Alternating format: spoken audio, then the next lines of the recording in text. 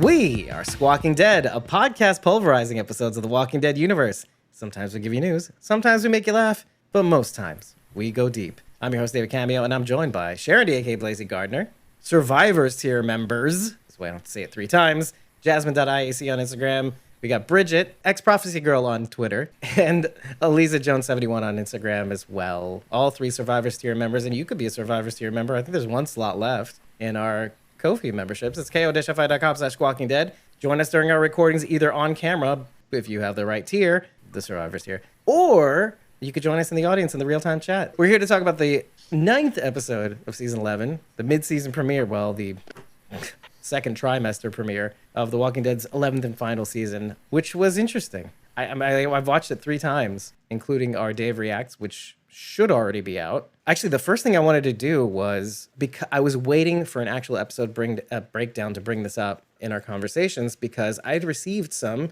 This is how long we haven't done an episode breakdown. We've done tons of interviews, though. We've done an interview with Bailey Gavlik. We did that in October, but we only aired it Christmas week, the week just before Christmas. We did a bunch of episodes.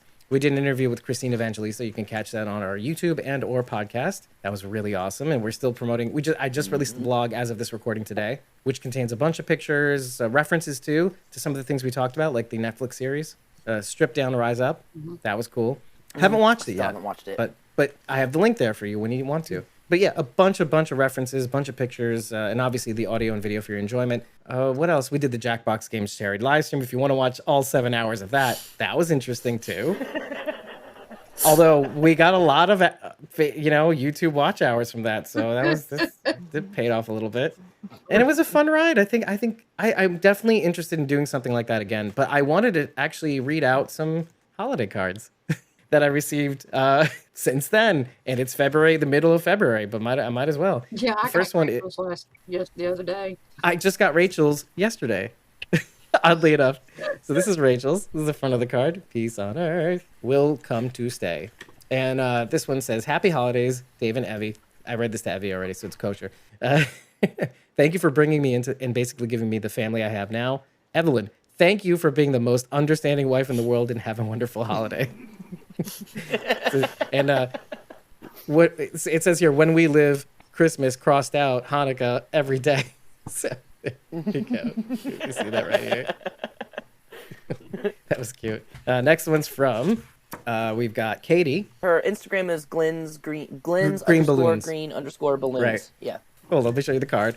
Peace on Earth. It's cool. Nice. Very cool. I love pine trees. Who doesn't? Hope you've been well and this year's been good to you. You better be coming to Fandemic or the camp. Have a fabulous rest of the year. Your friend, Katie. Here's to a beautiful holiday season. Merry Christmas. Since you're talking about Katie, may I show something really quickly? This is what she sent me. Okay, steady. Oh, it's like your fleece blanket. Awesome. Yeah. Sweet. That was from Katie. And from the audio, so for the audio podcast, it's like Sharon D's fleece blanket. It has John and June in the front from probably season 5, I would say. Yeah, season 5. Yeah, it's from Humbug's Gulch. Yeah, that's right. And like the little bit, is that wedding in the background, or was that like just them? This is all from Humbug's Gulch. The artist is Karinae, Carinae _D. Oh, Karina D, yeah. Karina, yeah. Yeah, we know her. We did some work with her for giveaways when we first started out. She's great. She does a bunch of different things. Here's my gift from Eliza. Oh yeah, that's I gotta show that too. Breathe With Me poster. 704. Featuring Sarah Benowitz, and we actually gave that one away. This is one of those limited releases, right? Yeah, Numbered there and signed. was only 5 of those. And, From Kirk Manley. and Yeah, one of them. you can check that out. Mo. We hope we go to Mo. We hope it's number 1 of 5. I think it is. No, that's mine. That's fine. You're number 1, Eliza. I think I've got number 3. Yeah, hers Moses too. Yeah, I've got 3. Mo's in second place. Anyway, so I got this last card here a little while ago, obviously. This one's from Yvette. We call her Vetty. In the BMNY chat, this is peace and love throughout the season. It's a little snowflake there with a snowflakey tree. And this one says, Dear Dave and family, and into the new year, wishing you a very merry season and fabulous 2022. Lots of love, Vetty and Marco Jr. That's very nice. She's the best. She's been sending these since we started too. I got this funky scarf from her too, which she knitted us both scarves, me and my wife, and I took my wife's scarf because it's way more outlandish. And I gave her the muted scarf, like the white, blue, and light print. Like, it's like, okay, normal looking. I took the one with purple and yellow and Nice. little stringy bits of what looks like, what is that called? Tinsel? It almost looks like tinsel. Purple tinsel. Too She's the funny. best. As far as this episode goes, why don't we start with, I wanted to start with how this episode made you feel before we start describing things and going into things in detail, because I can easily see people having a different like emotional or overall feeling about this episode. Like whether it was satisfying, that's something we can talk about. It took me like a couple of watches to really, really feel the impact of this episode, because there's a lot going on. Talk about the stark difference between between ensemble and anthology style episodes, because we're following a lot of threads, and very, very interesting things happen in parallels with each set of characters. I felt like some things fell flat, but overall, because of what they did at the end, we're being set up for a whole lot of finality. There's just the feeling of finalness. There's something's coming to an end, and how it's going to end is going to really is what doesn't give me too much hope. Even though I know where they're headed, they're painting a picture of bleakness, even though I know where they're going. So there's going to be like a lot of light against dark, or dark against white background, or white against black background. But I'm thinking the former, just darkness nestled within a white background of hope for the future. But for now, it's pretty somber, I've got to say. Doesn't give me much hope for some characters. But Lisa, how did you feel about this episode? But by the time you finish watching it, extreme levels of frustration Okay. towards like the first half of it, and then I also felt that kind of just foreboding towards the end. But the first half, just high levels of frustration with several different characters. Very much a dark foreboding towards the back half of the episode. How about you, Bridget? Well, one, I was just excited that Walking Dead was back on. So, like, I had that, like... That counts. I don't know. I've been watching since 2010, so I had that excitement, like that butterfly stomach feeling where I was, like, so excited that the show was going to be back on, and then insanely sad because I know that it's coming to an end, and it's like, Wow, you felt all those things. and I'm such an emotional person. I cry a ton, which you guys don't know because I can pretend that I don't cry on the internet, but I cry a lot. I'm a big crier, and so I can tell that, like, as we get closer and closer, like, these episodes are going to become more and more emotional for me, because there's such a connection there because of my personal life and what I was going through at the time when I, like, first started watching to now. Like, my life is very different now. So it's just a lot bubbles up. But with the episode itself, because I watched it more than once. Wait, do you feel like you had to watch it more than once to get? I felt like if I didn't watch it a second time, would I really be qualified to talk about it?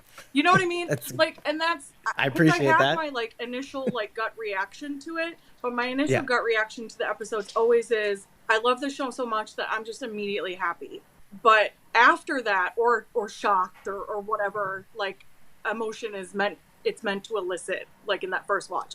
But then when I watch it a second time, things come up that I'm like, well, I'm not one of those people that wants to eviscerate episodes. I am not. I love the show. But things come up that I'm like, ugh, like, that doesn't make any sense. Or Similar to Eliza, basically? Yeah, we'll find out soon where enough. there's, like, little bits of frustration, and it's bits of frustration and it's involved in the plot. And I'm sure that the writers meant for it to kind of bring out some of that. But I don't get it until the second watch. I totally think you have to watch again, because you're right. We watched for the first time for just the sheer pleasure of, it's back on. And then you've got to watch again and rewatch again to really pay attention to the different nuances and the different, what they call them, the Easter eggs that get put in that you really have to pay attention to that lead you down a different path. Yeah, I really enjoyed this episode. I thought... Wait, may I cut in for a second?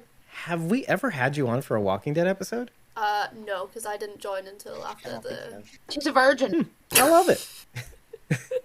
No, I'm letting that stand. I'm gonna make the cut. She's a virgin, and then go straight to Jasmine. Not react. I mean, happy on the fear and the world beyond. No, you need to cut to Eugene. You need to cut to Eugene. We're all friends. We're all friends. Like, that's what it's gonna. I'm gonna do that. I'm gonna do that. That's awesome. The first half of the episode, the Reapers storyline, I actually found that like really satisfactory. I liked like all the badass scenes, like the Gabriel moments, the Carver fight, Maggie going absolutely apeshit. So I really enjoyed all that. That didn't frustrate me. Something that I was a bit disappointed with was like the Alden reveal, because I didn't feel like as much as I love the character of Alden, I didn't feel that emotional connection to him, and I don't know, I feel like that scene could have maybe been done better. And then in terms of like, you know, them returning to Alexandria and then the reveal of like the Commonwealth showing up, like that has just made me like so excited and so nervous at the same time, because in terms of like 11A, the Commonwealth storyline, that's what I've been focused on. Like I enjoyed some of the Reaper arc, but it's like nice to like get past that and like start moving forward. Well, yeah, especially because the Reapers are just superior to everybody in just in terms of physicality, at least, and also in terms of morality, they're just completely stuck in some sort of wartime PTSD, whatever you want to call it. Like that everybody's the enemy, and we're the only ones that should be around. So of course everybody wants to get past it. It's like, when can we deal with the lame shit? I mean, when you compare it, like, okay, there's the lame shit of the Commonwealth, because it is kind of lame. In terms of, like, the change in format of the show, typically from where it's been the last 12 years, really, which is to say, oh, we're not fighting one enemy to the next. We're not trying to overcome this one dick to another dick. This is more like, okay, politics. But we're so dealing was with Jonestown. But you saw how that turned out. But less Kool-Aid. Yeah. You know? I mean, I'm quite excited I'm excited to see where this is gonna go. It was Flavor Aid. I just want to. That is a common misconception. Oh, I'll take that correction. I will take that correction. It's the bargain basement Kool-Aid. But yeah, it deals with politics, which is a battle on a different plane, you know, which is not something we're used to. I mean, we got hints of it at the Sanctuary. We got hints, albeit completely dictatorship style. We got hints of it in Woodbury a little bit, but you know, just like The Walking Dead, brutality and inhumanity kind of just take over eventually, right? But this is going to be a whole other animal. This is not about, you know, who has the biggest guns. This is about what we ultimately want as a society versus what we're getting. It may still deal with blood and guts, but on a whole different arena, let's say. But Sharon, this is why I kept you for last, because I know you're going to be way more descriptive in your feelings. No, I mean, I welcome it. She's the finisher. She's the closer. Well, first of all, I want to say, Bridget, I love your doggy. Oh, thanks. He's up on the bed behind you. I keep seeing him walking around back there. Miss Frankenstein. On the whole, I really liked the episode. I really liked the Maggie, Negan, Leah, Daryl. I loved that part, okay? The part back in Alexandria, and I have reasons I'm going to go into about that later. That I could have take or leave that whole section. And to me, it kind of felt like the end when everybody was back in Alexandria. It almost felt like that was kind of tacked on. Like, I feel like it should have ended, like, not even with everybody coming back. They should have ended the episode at Meridian and then started it just felt forced to me. It just felt kind of shoehorned in there, and especially the part with the Commonwealth at the end, which I'm going to understand why they did it. And that's an interesting way to go about it, to give us a hint of what's coming, 6 months down the road. That was interesting and all, but it just felt weird to me. Like, I feel like they should have ended it at Meridian and put them coming back. Well, just in terms of storytelling. They're trying to put so much information into these last few. I mean, I understand. I mean, killing us. Right. I mean, I understand why. It's just it just didn't feel. It just felt wrong to me when I was watching it. Like it didn't really take away from the enjoyment of the episode or anything. That part just felt kind of forced. I understand that. That makes sense. I loved the Meridian parts. I know we're going to go into that later because it was great.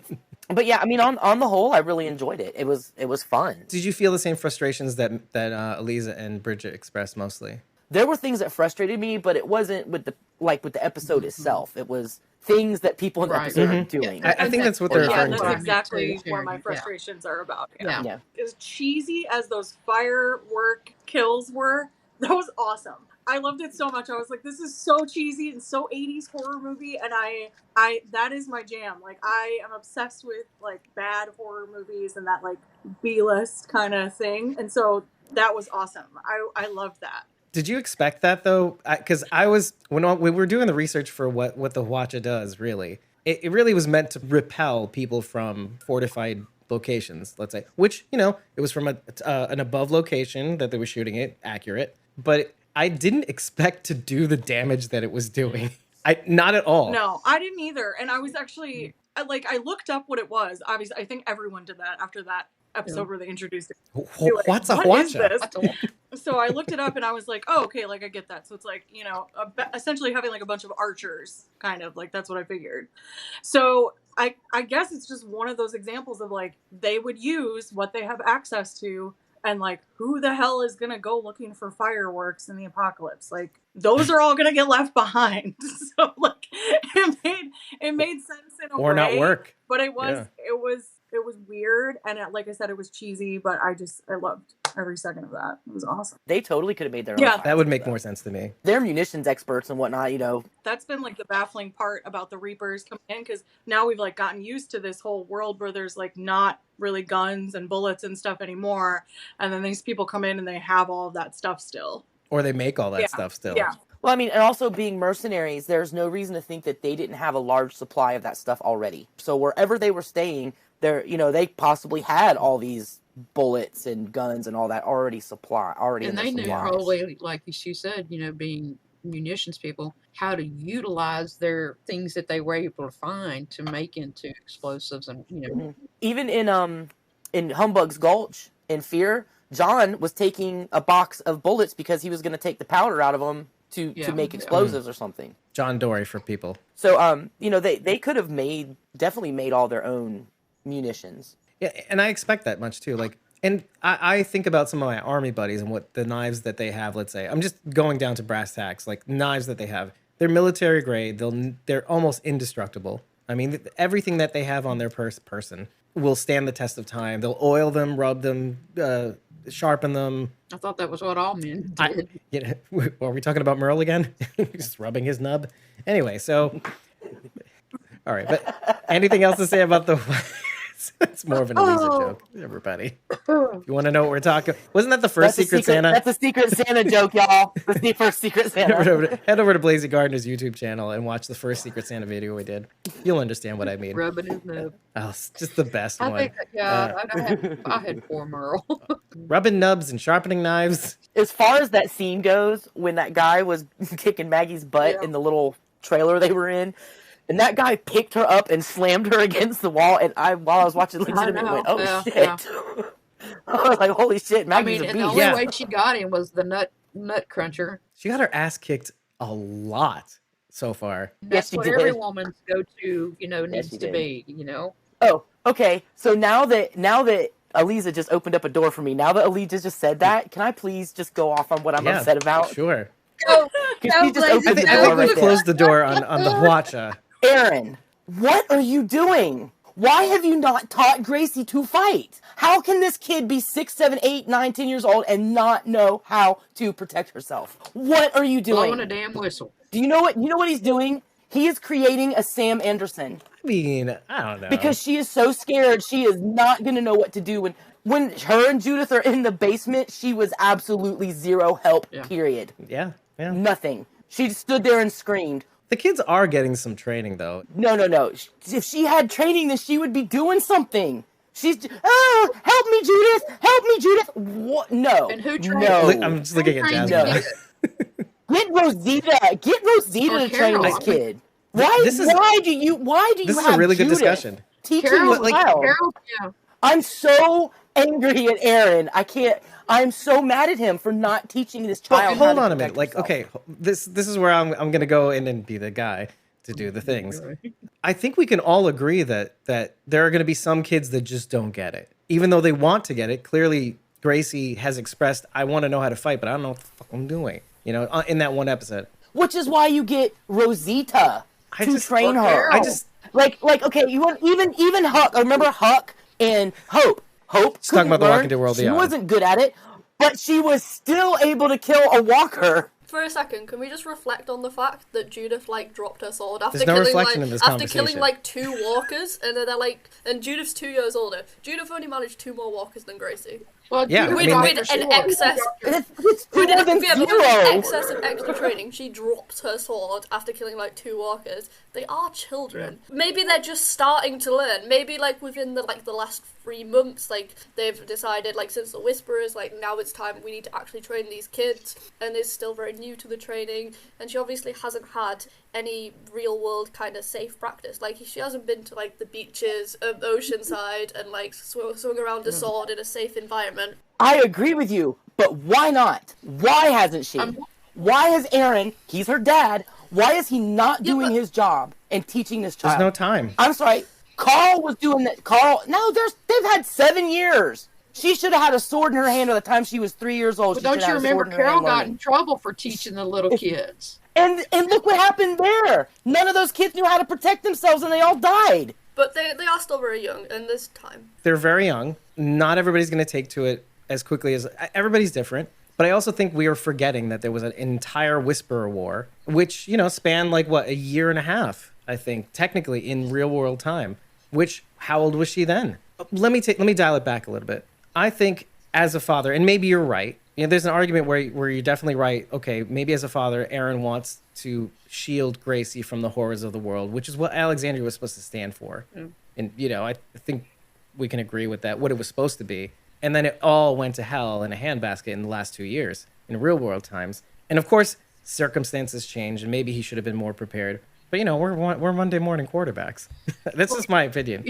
Gracie... We have a certain vantage point where we know what happens. Gracie she doesn't have the same mindset as, I don't even think Little Herschel. I think he's probably got more of a mindset, of protection and being safe.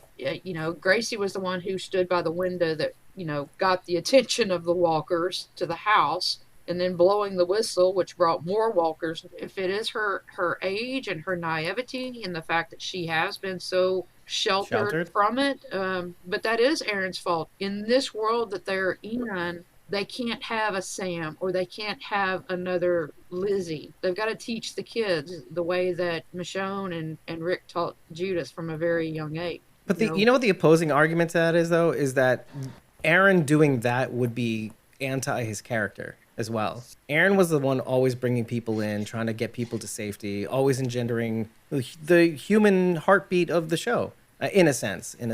So, I mean, I'm sure he supports the children getting training, but it just doesn't seem like his character to want that for Gracie ultimately.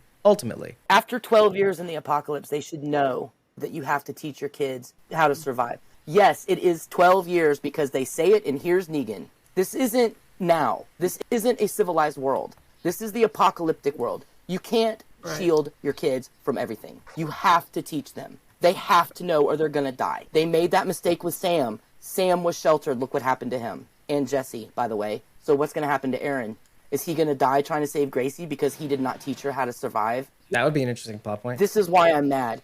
And I'm not mad at Gracie. Mad at Aaron. She's just a kid. I am mad at the adults in Alexandria for not taking the steps to teach these children how to defend themselves in this world. I think they've been trying, but it just when met with actual adversity, Gracie crumbles. Yeah, maybe it's down to genetics. Save your genetics. I don't know about that.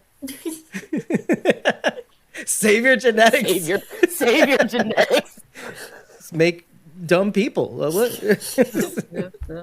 It's a whole other conversation. You know what I often find is when we're mad at someone, it's mostly because we want that young person to be safe. I don't even like kids, but I still don't want them to get eaten. Kind of fast forward. It's a callback. When we see Rosita and we see Daryl as Commonwealth soldiers, I think they go there and try to acclimate there for the kids that are under their guardianship or are their children. And speaking of kids, who's going to take care of Adam? Who's got Adam now? Right. Alden has expired, as we've seen in the show, and that's actually the first thing I thought of, actually, when we see the zombie corpse of Alden crawling towards Maggie, which arguably, to me, paralleled the John and June thing a little bit. 100%. That was exactly my first thought. Just because the approach, and she wasn't afraid of him biting her and everything. But to your point, Lisa, that's what the backdrop of the rest of the season is going to be like. It's going to be, is this what we want for our kids? Do we want to have them fight in this Kundalini yoga scenario where we're constantly on edge and we really have to understand the dangers of this world? Yeah. Or do we want a better world and make tremendous social sacrifices to be in that world? That's what we're going to be contending with. If you want your kid to see that better world, they have to Right. survive the one they're in. Unless you pull the ripcord and you go with the Commonwealth. That's really what they're going to be faced with. But they don't know. But they don't know the Commonwealth is coming Right. until now. But now that they're here, and they're officially here, and this kind of brings back a conversation that we actually had a little while ago. I said, does it make sense that everybody needs to know everything? I need to know how to defend myself. I need to know how to make wicker baskets. I need to know how to make bread. I need to know how to fish. I need to know how to grow crops. Or does it make more sense to segment the population to certain specialties? This is an expert fighter that knows maybe some other things. This is a basket weaver that knows how to do other things. You know what I mean? And I got a lot of shit for it. I said maybe it is better to know your specialty and learn how to live a more balanced life that way. You can have compartments. That's fine. But and I'm sorry, I feel like I'm beating a dead horse here. But if you're gonna survive, in order to use these skills that you have, these compartmentalized skills, you have to survive. Everyone should know how to fight. Everyone. What if you get separated? You're a basket weaver. That's great. You can weave baskets and you can cook. But if you get separated from the group, you're gonna die. And then your basket weaving and your cooking doesn't matter. Is everybody expected to be able to fight in this, to the same level, let's say? No, And but to protect oneself, yes. But to fight to the same level of Carol or Daryl or Rosita, no. But to protect yourself, yeah. I just think they've shown us her trying to train, and I feel like it's just not taking. And I think that's everybody, though. I feel like there are some things that some people just can't do. And so what do you do then? I'm sure there's adults that don't know at the level that they may need to, that probably have already died. Let's just say that already. That they've probably already died. Or there are still some left, but they want to be at a level where they're 100% capable of protecting themselves, but they're just not there. They've had to rely on others in some way. Well, I mean, look at Eugene for the most part. Like, he slowly over time acclimated to being able to fight. But we got to see that in real time. I guess all I'm saying is that everybody has their own pace. And maybe Gracie has yet to find it. The scene where Aaron comes in to like save the kids. I wrote this in my notes. That was like Aaron's like heroic like dad moment, because he got to come in and then like slam down, his arm into the walker's head. But what I wrote for that scene was that walkers are a threat again, which like for a while, I know that was a lot of like fan feedback was like, the walkers that we're seeing are not a threat like in the Walking Dead, proper TV show, and so there were some complaints about that, and this brought in that threat. And the whole time I saw it, this is gonna be like that scene where, wasn't it Bob got bit in the water? They were in like that basement collecting the canned food. That's what I kept thinking of. I was like, oh my god, he's gonna get bit under the water. Yeah, at the because charity. He's not gonna see one of the walkers, and so like I had like genuine anxiety during that scene. So I wanted to bring that up. We saw it earlier in season 11 with like the episode with Lauren Ridloff, the Connie focused episode, where we saw more of those.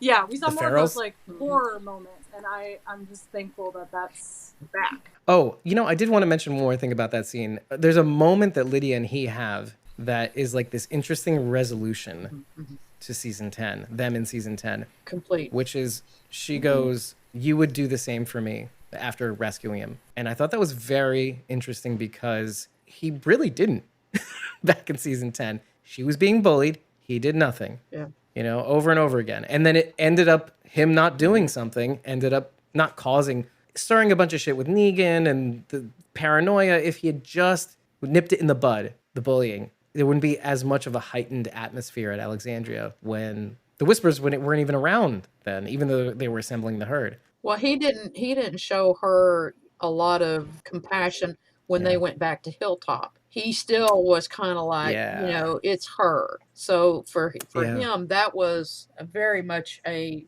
redemptive moment in regards to his relationship with Lydia. I mean, look at how that makes her look. I love that he paused though, because she like said it, and then he pauses, and it's almost like he thinks like, yeah, I would. Like now I would do that for you.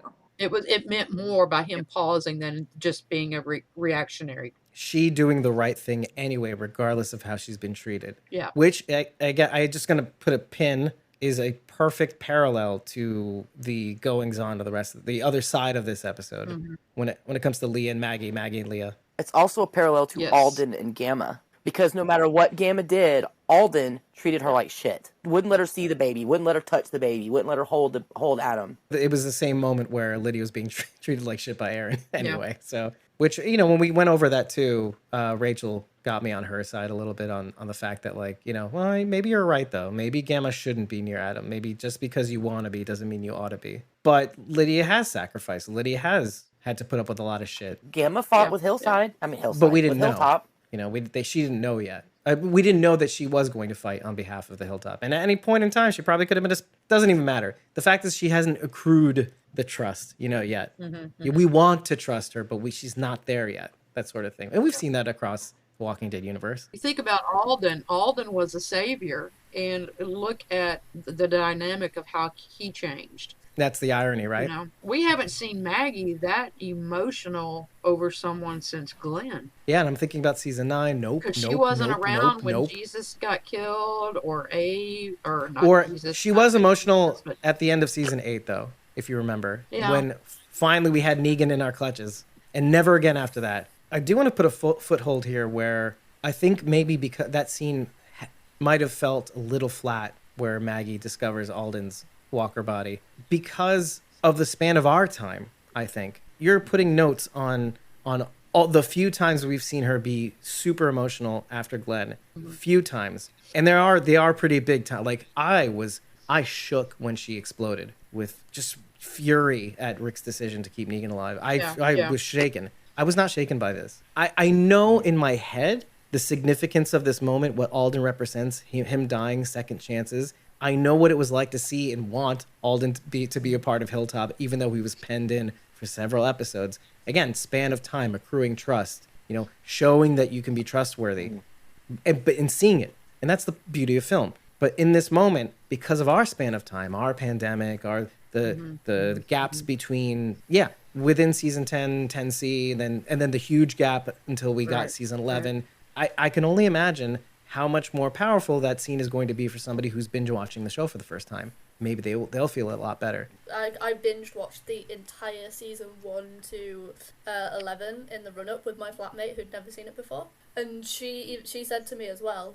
when we were watching that scene, like after we finished watching that scene, like she said, even though I like Alden, like I just didn't feel anything in that scene, and she's just coming out fresh from a complete binge watch. Good to know. Let me say that's probably because we already figured he was going to be dead. Even though there's not a big span of time, even if you're binging, there's still, what? 7. Like 5 episodes? Where we don't see him again. Because it's episode 3, they leave him in the church. And then you don't see him again until 9. So that's 6 episodes that we're already he's already dead. The easiest hack here is the fact that, just like Carl in a way, like as impactful they tried to make his death, the fact that he died off screen, technically, when you die off screen, there's just something taken away. We lose. Think about like watching Tyrese die across an entire episode. Practically, that was super powerful. Yeah, we got to see a journey into darkness, and then going back to Alden. Well, we got to see him stabbed, but like you said, for several episodes, and then he dies off screen. Carl technically died off screen, but the lead up to him dying was enough. I did not need to see Carl die. I cried like a fucking baby to the lead up. So I was told that did not lessen the impact. I was the same way with Sasha. I knew what Sasha had done, and it was torture watching that whole scene of Sasha taking that ride and those memories and that music, and it was like, fuck, you know. Watching Carl write the letters and paint the hands with Judith and pick the tomatoes. Oh my god! I just watched it the other night. And I was like, Judith in the tunnels. Yeah, cried. But do you think Alden died from his wounds, or do you think he was killed by the Reaper? Because he was crawling. Why would he be crawling unless like the Reaper broke his back or something? It could definitely be the Reaper, but it looked like the Reaper had been dead for a while. Do you know what I mean? So it could be like one of their friends that just happened to hobble in and go, rah, rah, rah. But I was thinking if he bled out, which it seems it most likely was, like it could be that he doesn't have enough juices to stand up. Blood. juices. I mean, is it blood? It's mostly syrup. So, I don't know. Just goopy, gelatinous You. plasma. You. It's 2 Reapers that died in a church Yeah, in this yeah. episode. We've seen people who died from bleeding out, and the walkers are kind of just not that. Healthy. Yeah, they can't stand up on their own, sort of thing. Yeah. They're just kind of. I mean, look at John when he washed up on the shore. Okay, don't look at John when he washed up on the shore. Yeah, but okay. 'Cause he was bleeding Okay. But we watched Gage get his chest ripped open and blood pour out, and he Yeah, was but he still didn't standing up. really- I think he was being held up. I don't Which is want cool. Charity to be a walker. You want her to bleed out? I said What? I don't want her to be a walker. Oh no, none of us want that. Why She would would you? scare me. Oh, not want she's to saying. walk. She's saying that would frighten her, just in general. Just as an aside comment. Besides all the kick-ass scenes that we got to see with Hondo Maris, who played I think it's Hondo Maris, right? Who plays Carver? I love that. I just want to say that scene with Carver and Maggie and Negan and Elijah made me laugh so hard. Really? I laughed the entire time. I was like, this is so funny. Okay, look. Our guys are the heroes. Our big bad fighters, they go kick everybody's ass. Oh, we just whoop everybody. And then they get in there with Carver, he kicks all their asses and just himself. It was so funny. It was so funny. Oh, let me speak up for Rachel. She said that it was totally accurate because in reality, a mercenary guy would kick all their asses just like that very easily. Yeah. So that was, there you go, We all Rachel. do. Miss you. Mwah. I think it really gave the Reapers some, like, justice, because if they'd have just gone down super easy, like, yeah, we're just able to kill them all, that would kind of take away from, like, the big threat that they made them out to be. In, like, the episode, like, 10C, what's that one that we were in?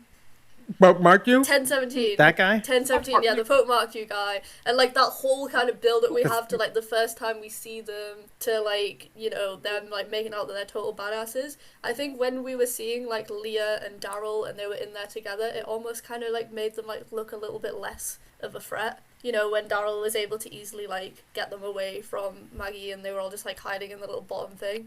I think that redeemed them as an enemy, to have that badass fight scene. Yeah, in case you may have not appreciated their frighteningness. Yeah. That scene. Yeah. I didn't, but I can see a world in which, because we're all desensitized clods who think we know better, that I'm included, you know? So every now and again, like, walkers are dangerous. Carl getting bit. That was the number one thing for me. It was like, oh, they can still do that. Oh. Well, even the guy that shit. fought Daryl kicked his ass with a kick across the table, you know. That young kid named Austin. Yeah. Which I noted because the fact that this kid was a kid, he just looked very young, was one of those things that I noted because, like, we're talking about family, we're talking about the people you want to protect, and the guy says for Pope, you know, oh, that's like my dad. Yeah. You know, and it looked like Daryl didn't want to have to kill this kid. You see him, like, fighting for his life because obviously this kid's, and Norman's like 50 plus, but he's choking him out. You know, he's already stabbed in the gut. He's like, ah, shit, you know, I got to kill this kid. But after that fight, there's a concerted effort from Daryl to not kill anymore. Yeah. Because one of the things we noted before in For Blood was him not hesitating when it comes to killing that guy just after Leah killed Pope. Just not hesitating, not thinking that Leah may have a reaction to this or, that she has family too. And that if you ever loved her, you may not want to not hesitate killing her family. There's a concerted effort for him to say, we're doing this wrong. Kind of what Mancia says to Gabriel. Mancia is the minister guy who has that conversation. He kind of says, no one's above saving. And I feel like that scene, all of every awesome. single moment that Gabriel was on the show in this episode was amazing. Every single moment. Hashtag. Yeah. Hashtag what? Hashtag what? Yep. Call me Gabriel. Yeah. But Negan's Over here shit, Thank you. Yeah. you know. And then the bell when he's like, well, ding ding, yeah, it was so good. let me get my neggy in here because when she stood up off the floor and she looked at Negan and he looked at her, He's like, I got you, boo. I got you, boo. and she's looking at him and he was looking at her and something going on there. If Maggie didn't have any respect for Negan, she wouldn't have given him a say in that. So. They're Yeah, it's respect, all right. So I was wondering, as you brought up the thing about how Daryl like kills that other guy without really thinking much about it. Yeah, is that what triggers this like weird reaction from Leah, where all of a sudden now she has just taken on Pope's vendetta 100%, despite the fact that she killed him because he was getting all of her people killed? You know what? I had thought about that. A lot happened in 1 second that, like, literally what you're asking changed the course of how this could have come down. He even says at the end of this episode, this is not what I wanted. But she regards him as a liar because it's like, if you love, kind of like, if you love me, why would you not hesitate killing my family? That sort of thing. Now, after thinking about it months later, because it's been months, the one thing that I thought, and again, fully recognizing that we're all Monday morning quarterbacks who weren't in there in the moment, Daryl kills this guy because he knows that she killed Pope. So in a sense, he's also killing this guy because Protecting her. protecting Leah, but she doesn't regard it as such. And giving Leah her due, it's not even giving her a chance to say her piece, to say why she did it, right? And then she just rolls with it anyway. She goes, yeah, Daryl killed Pope, which is to her benefit. You know, why have to deal with that? What does Mancia says? He says, making peace is hard, you know? And if they found out that that she's the one who killed Pope, that's going to be a fractured family, which is something that we're learning is what Leah does not want, but also now doesn't have a choice in. It just seemed like such a drastic change from that previous, situation where we're seeing them on the roof, and then she's like so upset about her family, and then all of a sudden now everybody is just dying because she's so adamant. Because it's not even like they could have left. They could have left and everybody, would have been fine. And most likely Maggie wouldn't have come after them, but Negan would have said, like, you would have gone after them anyway because she was so, she was on her vendetta about the whole thing. Theoretically, Lee could have just left and her family would have been okay. But she tells Carver on the radio, like, they will not leave here alive. So she's like on that, like, right. Like, we're killing all of them. She has every reason to think that they'll win this. There's no reason why she shouldn't. They have more people and they have more training, and hell, if Negan hadn't pulled his little thing, they all three would have been dead in the fucking hallway anyway, because Carver would have killed all three of them. So there's no reason why she couldn't think that they would win. And maybe if they killed everybody, she could have gotten Daryl to go. Maybe Her if all of his family was changed dead, when maybe Daryl would go she with found him. Austin, and I think it was probably because he may have been the youngest of the group. That's why I said that, yeah. But there's another piece of this puzzle too, and that's if you're puzzled, let me bring up this thing. When she meets Daryl for the first time, over time, and the impression is that he's not with his family anymore. The only person that she's looking for is Rick. He mentions nothing of this other camp. He never trusted her enough to tell her about Alexandria and all those people he left behind. When they finally encounter the Reapers in the woods and they capture Daryl and all that stuff, later on, he says, "Oh, I just trade with them." So there's a lot of mistrust that he's accrued. He did tell her about his family before, because she asks him in 1104, "What about your family?" Right. He goes, "Man, my family picked the wrong fight with the wrong people a long time ago." So she does know that he had family, but she thinks now he's like, they're all gone now. So I've been on my own for a while. Listen, I've learned a lot in my 43 years. You can't get away with that shit. When he left her and find me, he left her. He told her he was leaving to go back to his family. So she knows he was leaving because he wanted to make one more run to look for Rick. That was the reason why he left. You're talking about the cabin when she was like, "It's me or him," and of course Maggie had left. Maggie had left right around the time that Rick did anyway. So in a sense, he's still white lying. He hasn't seen her in forever, but it's still a white lie. And she's noticing, okay, these people mean way more to you than you're saying they do. In spite of all the lies, in spite of this guy dying because you lied, or not because you lied, but you could have saved him by just telling the truth or whatever the case may have been. She was not going to let them leave. Maggie Meridian says that to her, at the end, like, you had your chance. You weren't going to let us leave. I mean, that's the classic 3 times. Like, on the radio with Carver while they were hiding behind the thing, a chance at the end, and there was, I know there was another chance. Like in that last scene, there was like 2 chances where she was like, we're ready to give you your guy. Just go. Jensen, the woman. Yeah.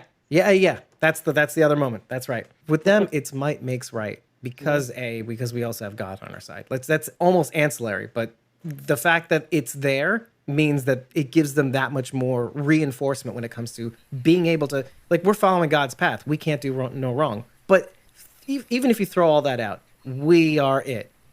Might makes right. We don't have to listen to you.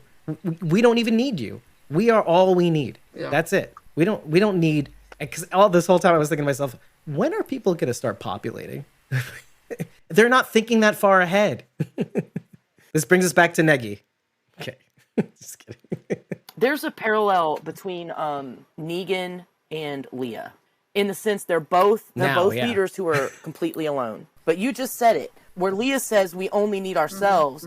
Negan was not like that. People are a resource. So while they're very much alike in that they have both had People, yeah. I want to say settlements, okay? They both had groups that they've lost, and now they're both completely on their own. But Negan always wanted people, whereas Leah doesn't think they need other people. But Maggie's actions at the end. Can I just relay the way I felt when I first watched it, and then when I watched it a couple times again? At first, I was like, and I still am, frightened.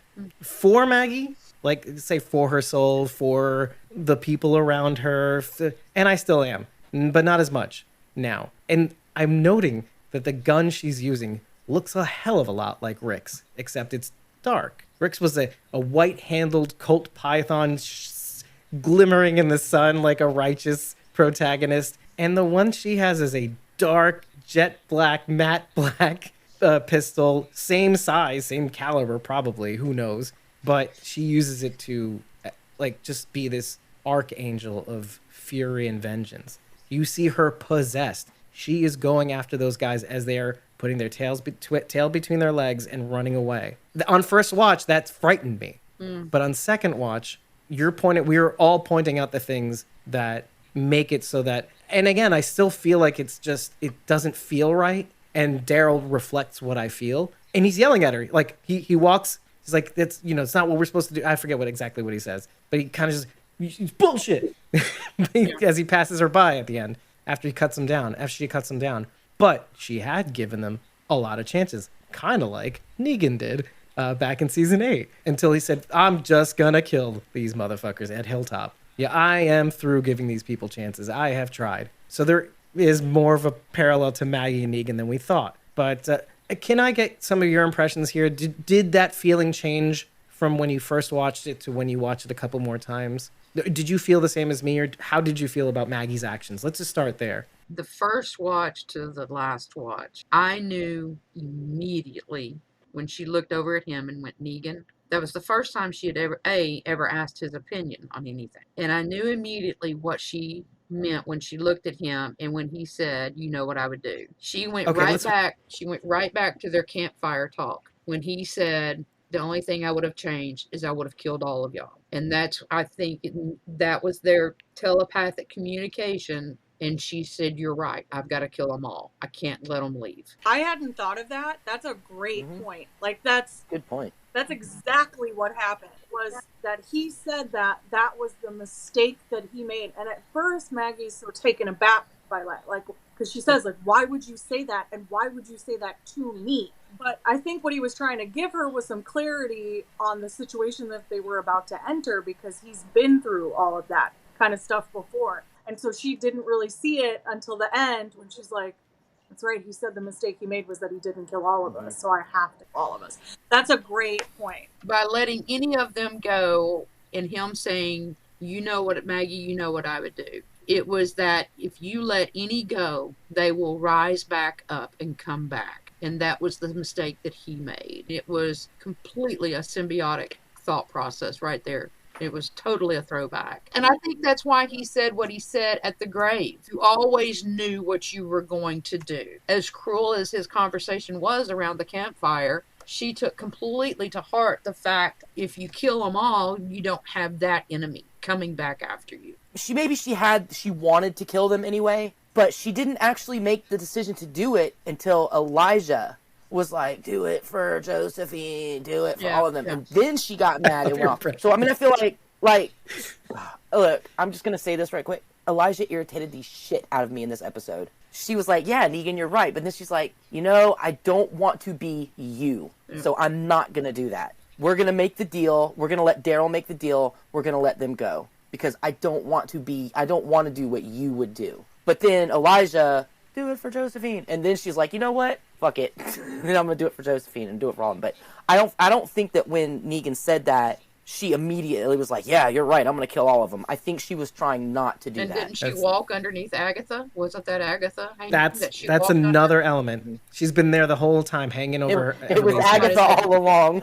Yeah. It was Agatha in the gallery. See, for me, I'm kind of on the fence about whether, like, you know, Maggie's decision was, like, so evil. Because from our perspective, and from Daryl's perspective, if Leah was out of the equation, would we be so against Maggie just, like, fucking killing them all? Because at the end of the day, these people, they killed loads of other people, they burnt down, like, all their shit, and then they came after them. So from Maggie's perspective, it's like, well, if we leave, what's to stop them coming after us again? My kid's life is in danger, the rest of my people. And I feel like if Leah wasn't in the equation, I think even Daryl would have been on side, like, yeah, let's just kill these fuckers and get out of here. But it's only because Leah was there, a character that we actually do somewhat care about, and a character that Daryl obviously somewhat cares about, that it even went down that way. So yeah, don't feel like we didn't want that to happen. That was awesome. But I don't think that she wanted to do it.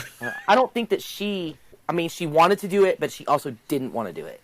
But if it wasn't like Leah and Daryl trying to resolve things, like, you know, she would have killed Carver then and there, and she would have hunted the rest down anyway. You do bring up a very good point, Jasmine. Yeah. If there wasn't this anchor of a human being that we've actually tracked for a handful of episodes since 10C. Yeah, I mean, I like Leah as a character. I don't want her to die. I want to see her again. Yeah. But I was Leah, glad she just got hit in the arm. Yeah, without Leah, I'm like, fuck the Reapers, kill them all. I think we will see. I think we are going to see her again. She's been in some of the. I think she's going to team up with Negan. I would like to see that. Interesting. I would like to see that. Interesting. I think they're going to team up and I can see that. And fuck shit up again, like with Alpha. Better get your socks on. I'm hoping Leah's gonna come back like changed though. Like... What if Leah and Negan are at Hilltop and that is why Daryl is there at the end? What if Maggie is keeping them safe at Hilltop and Daryl's as after much them? as I want Leah to stay, I don't want Daryl and Leah to be a thing anymore though, because like you guys saw that Connie scene, like they need to be together. I definitely hear where everybody's coming from. And I want to clarify. I did notice right away that what Negan may have been talking about is kill them all. But I also noticed that what he said in the beginning of the episode to Maggie while they were hiding away was, listen, as long as we get out of here, that's all I give a shit about. There's this dueling what I told you in the pits as a juxtaposition for the people these guys are versus what you are now. We're dealing with those people that you used to be. That like we can kill everybody, we can get through any situation. We're gonna kill everybody in the satellite station, people, that sort of thing. Mm-hmm. If I had known that you guys were capable of this, I would have decimated you. I would have not made the mistake of saving you, keeping you alive. Maybe this is a good question. Do you think Maggie got the message wrong? But like she's been faced with so much adversity.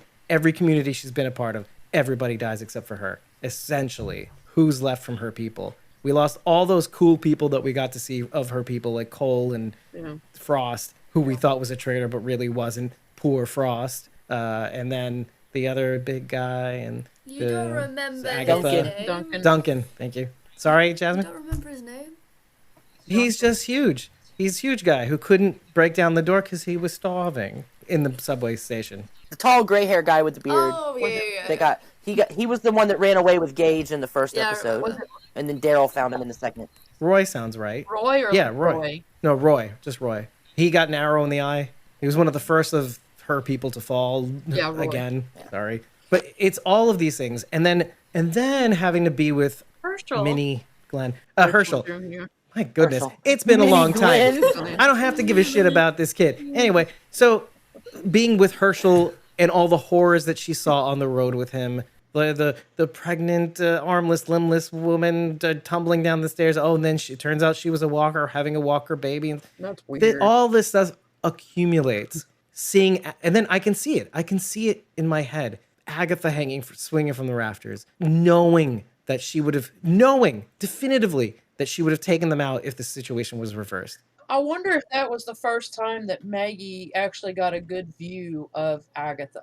Yeah, she kind of, when she's down there with Wimpy Boy, she kind of looks... You're talking about Elijah? Yeah, she kind of looks up, towards them, and I wonder if that's the first time she really gets a good view that is Agatha, because they came in at night. Yeah, and she was on the inside, not on the outside. Because what do they usually do in olden times? They hang your head from spikes on the outside for people coming in to warn them. This was her hanging on the inside to remind everybody how awesome they are. Right. You know what I mean? Yeah. That's crazy shit. But can I circle back to Elijah if that's okay? My thing with Elijah is Low testosterone. well, we have an issue because he came into the series really strong and looking adept. I know he's hurt. I know that. I know all that. And even at one point thinking Elijah was one of the Reapers, an ex-Reaper or something like that. But we know that's not I true. still think he could be. That's why he wanted to kill them all, to keep his secret. Why else would he be so irrational? He's like, actually, I think I'm going to go with these people now. Like, the side I was on is failing now. I'm just going to switch sides. You know, but I need to take care of the rest. You know, I think Leah's going to come back and be like, by the way, Elijah was a Reaper. Elijah was one of us. He's a fucking badass fighter. Or so because we just not have seen that again since that scene where he first comes on the scene. He just got messed up seeing his sister. I think it just threw him off his kill. Could be. Or he just didn't want to kill any of the Reapers because he's one of them. I'm looking at Sharon D. I'm looking at Jasmine. Is everybody frustrated with Elijah at this point? I'm looking at Bridget. She's not saying yes. No, I think it's Interesting. tactical. Okay. I am not, because he is a perfect callback to Daryl and how he used to be. Daryl, in that lineup scene, knowing that what he did by punching Negan in the face, I don't know if he knew. I doubt he knew. Even though he was tortured, even though he still got up and punched Negan in the face, not thinking of what that consequence, because of that action, he killed 2 instead of 1. And that second one was Glenn. So there is a really, really interesting fruit-bearing moment here where it's just like, oh, I know who that is. I was that guy. And I regretted it even to this day, where I actually had to apologize to Maggie again for what I did. I think it's different though, because like with... Of course it's different. No, but with Daryl, it's like an impulse reaction. Like, he doesn't even have time to think about it. Whereas Elijah is like just hell bent for like the space of like that entire scene on having them die. But Daryl was like that though, still as a person up until that point, just all impulse. I mean, he did stop to think when he got introduced to Aaron and helping people and bringing people in, but he was still more or less reactive. And then season 9 onward, he's just more pensive. Well, think about what he did with Morales, you mean? They just walked in and popped him. Yeah. Like, I don't care. Yeah. Actually, that's one of the things I like about Daryl is he doesn't give a shit. He'll just shoot somebody. He's like, I don't care. Boom. And yet you judge Elijah. No, Exactly. I judge Elijah because that was not the time to do it. I'm sorry. It's just gonna sound really bad, but the expressions on his face were bugging me so bad. I was like, stop with the stop, just go away. It was bugging me. I'm sorry. I can't help it. I want to roll this back because I recognize your frustration with Elijah, and I feel it too. But I feel it on a whole other level because Elijah is young. I was young too. I mean, I know it doesn't seem like I ever could have been young, right? But I felt what he's felt. I know what it is. I still do. I still know what that feels like. Anyway, sorry, go ahead. It doesn't matter how young you are. If you have survived 12 years into the apocalypse, you should fucking know stuff. You should know that this is not going to work out for you. If she's saying stop or I'm going to shoot you, stop. Don't get shot. Don't put everybody in that position. He got lucky that it was Gabe up there and not Jensen. Yeah. You know? Yeah, I agree. I'm just saying. But he didn't care at that point. But he was putting everybody else in danger. It wasn't just him. Just like Daryl. Nobody disagrees that Elijah's actions are completely frustrating. Yeah. But then I realized, okay, but what is it? Have I been that way? And I have. And it haunts me to this day. It must be a guy thing. Honestly, though, I really do feel that is the desire to get revenge or comeuppance is often a trait of men. The singular focus, the lack of spatial awareness when it comes to emotions, I mean, even I have a temper. It doesn't come out. It's rare. But I remember the last time it happened. It wasn't that long ago. It was actually a couple years back. Let me tell you a story. It was a couple years back at my friend's rehearsal dinner. A friend of mine just kept yammering on about what I should be doing with the podcast. Just telling me what I ought to do. Then starts to poke fun at me and jabs me. And it reaches, and I'm just like, I'm chill. I'm just like, fine. And then it reaches this point where I just start exploding. Like I just start elevated tones and not think, and I can feel myself say, I have to stop right now, but I couldn't stop myself. I just kept going. I kept getting louder and louder and like making everybody around me uncomfortable. And I'm conscious of it. I couldn't dial it back. Yeah. And it does bring up the elephant in the rider conversation. Like, you know, the impetus of our actions is born out of emotion.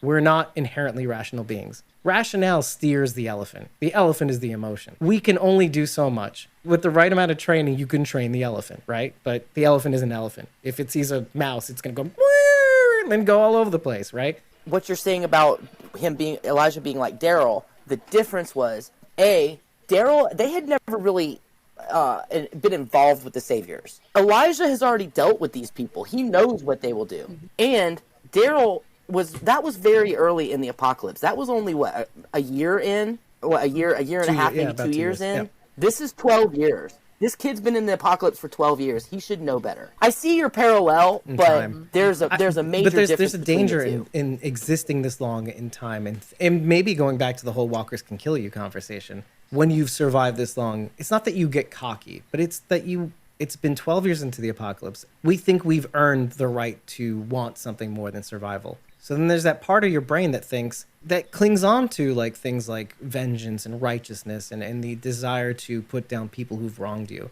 not just eking out some sort of survival.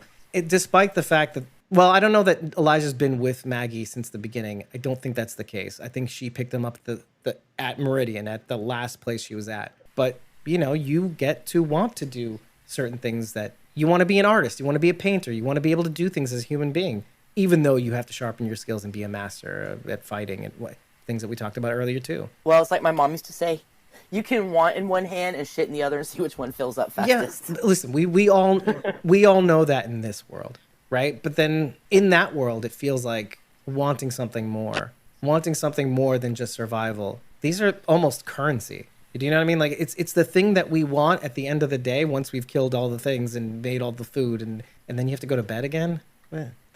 I don't know. I've been thinking about a lot this as I'm seeing this dire and desperate situation. Like, where is there room for? And there isn't. That's the point. There isn't. And you're right, Sharon D. You're 100% right. But it doesn't change the fact that we want those things, and sometimes it gets the better of us. That's all I'm thinking about is there room in this world outside the Commonwealth for anything more? Alexandria's promise for Rick and Michonne for wanting something more. Is there room? Does that seem like that's even possible? Is Alexandria the safe zone? It was. I don't see it, but I still recognize that people want it. You know what I mean? Like, I still recognize that people want to be human beings. I mean, I know everybody loses their temper. Everybody does shit they shouldn't do. That's just human nature. But it is frustrating. Well, especially against an enemy who frustrating to watch them doesn't want to check their shit. That doesn't have any hesitation. So what do? We still don't know why Pope marked her. We still don't know why Pope marked her. You have to say it right first of all, but I still take your point. We still don't know why. Anyway, all right. So the next thing I want to talk about that Lisa wants to talk about is the scene with Mancia and Gabriel. First of all, let's talk about Gabriel. It's always good to do a little check-in, right? Because, and it's good that Bridget is here because I want to get her take. The feelings that you felt about Gabriel from when you first met him throughout time and now, has your opinion changed on Gabriel? And it could be even worse than it was before, but let's talk about that. Bridget, how did you feel about Gabriel when he first came on the scene compared to now? He was such a sniveling baby at the beginning. I was not on board with him at the beginning for a while. I liked that he tried, and I felt like our group that we were following was really mean to him for a really long time. But I kind of understood because he didn't prove himself like as a fighter or as value in the community, and what he wants to offer, which is this ability to go to church and to participate in like a faith building community, is not something that they're focused on. They are not focused on that at all. They, all of the people that we started with, have gone through their own bouts of like losing their own faith. They don't have any of that because of what they've had to go through. He had a rough go of it for a while, but now this episode, this Gabe, I am in for this Gabe. This Gabe he's angry, and he's mad about, I'm just gonna go into it. He's mad about Mancia and the fact that Mancia claimed to talk to God. And Gabe said that God used to talk to him and doesn't anymore. And he just refuses to believe that God would ever talk to these And people. something that we said before, like after this long, and he still talks to you, you know, having Yeah. been this long, when we're talking about survival, but like exactly. we're talking about religious survival, we're talking about our spiritual survival, right? Yeah. After this long, how does anybody, right? And yet Mancia. I can't imagine continuing to have your faith at the end, like still going. I had a lot of respect for Herschel and him, you know, utilizing parts of the Bible to say, like, one of my favorite lines in the entire show is, God said the dead would rise. I just didn't think it'd be like this. Like, that is like one of the best lines in the entire show. It's awesome. I almost have to start backwards. He was totally looking at a reflection of himself in Mancia.